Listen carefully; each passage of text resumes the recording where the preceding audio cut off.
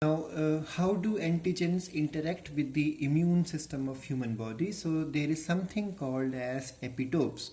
So epitopes are antigenic determinant. There are some portion of antigens which are able to join with the components of immune system. Those portions are called as the antigenic determinant, also called as epitopes, and they are the smallest unit of the antigen. They are recognized by antibodies. They are recognized by the cell surface receptors, and those receptors are present on the surface of B cells or present on the surface of the T cells. If you remember, we learned this point few minutes back that B cells meet antigen or T cells meet antigen. So this meeting is because of the surface receptors which are present on the B cells or present on the T cells, and these receptors are able to join with the antigen because of a particular portion of antigen which is called as epitopes. Now this stimulates the formation of particular kind of antibody or particular type of effector cells, because effector cells are the antibody forming B cells. Now what are antibodies? Now NCERT explains this in detail, not much detail but still enough detail is given in the NCERT.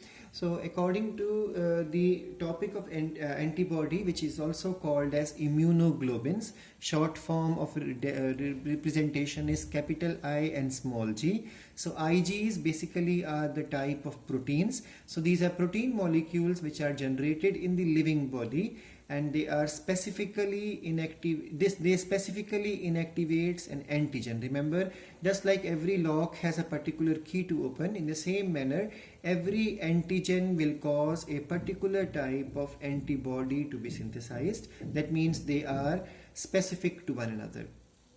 And antibodies belong to alpha globulin. If you remember, in the 11th class you have learned about types of proteins present, which is mentioned in the NCERT.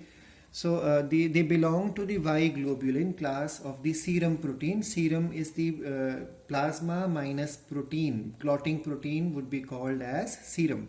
So 17 to 20% of total blood serum protein is nothing but antibodies. So they form a good bulk of the percentage of the serum proteins. And there are types of antibodies which are written as IgA, IgM, IgE, IgD and IgG. Now these all portions are because they all are antibodies, and antibodies are present in the serum, or you can say present in the fluid in the blood. That's why this constitutes the humoral immune response or humoral immune system of human body. Now what exactly antibody looks like? So the NCERT has given this diagram on page 151. So you can go through this diagram also because it explains nicely, and this is one of the favorite question which keeps coming in board exam every now and then. Sometimes after one academic session this question comes again.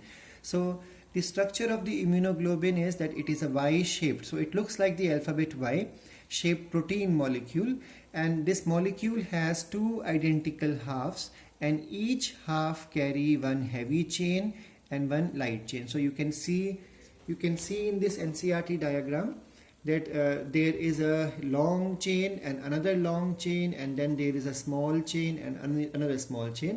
So there are two equal halves. That's what I have written in the notes, that there are two identical halves. Each half carry one heavy chain and one light chain. So one of the chain is heavy, the longer chain definitely is heavy, and the other one is the light chain. That's why NCERT calls it as H2L2. H2L2 is the representation for antibody, because there are two heavy chains and there are two light chains. Now each chain has two regions. Now you can see in the diagram, even in the NCERT also, each chain has two portions. There is one portion, and then there is a long constant portion. So this portion is variable, or you can say this portion is specific to antigen. So these are the portions which are variable from antibody to antibody, and this portion is constant. So it is not variable from antibody to antibody. So this portion is similar in antibodies and this is dissimilar. It is something like locks can be all same, but the point where you insert the key is supposed to be specific for a particular key. In the same manner, this portion can be similar in antibodies, but this is supposed to be specific for a particular antigen. So there are two identical halves. Each half carry heavy chain and light chain, and which are connected with the help of disulfide bonds. In the NCRT diagram also you can see there are two sulfurs shown. All those two sulfurs are disulfide bonds. Please remember, these disulfide bonds will connect the two chains also, and will also stabilize single chain. So there are intra-chain disulfide bonds as well as inter-chain disulfide bonds also. So these bonds are for stability. Each chain has two regions: constant region, this is constant region with lines, and then variable regions. Now constant region is almost same with similar amino acid sequence, and then the variable part varies and it combines with the antigen, a specific antigen, in the form of a lock and key hypothesis. The rest of the labeling you can easily understand. In the notes also I will be showing you. Remember that mature plasma cells produce antibody on a very extremely rapid rate. So once a plasma cell or plasma B cell or effector cell starts preparing antibody, the rate can go up to 2000 molecules of antibodies per second. And remember, antibodies are part of humoral immune response, which is also called as antibody mediated immunity. So how are they different from antigen? Let's quickly go through. Antibodies are protein molecules, and antigens can be protein or they can be polysaccharide molecules, that means carbohydrates.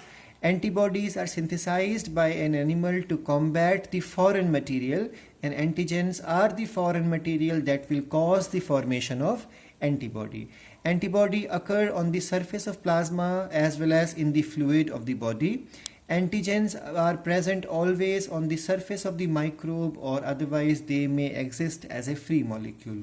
Antibodies join to antigen to cause destruction of the antigen, and antigen binds to the macrophages to reach the helper T cells to initiate the immune response. Rest of the topic, types of immunoglobulin, we will do in the next class.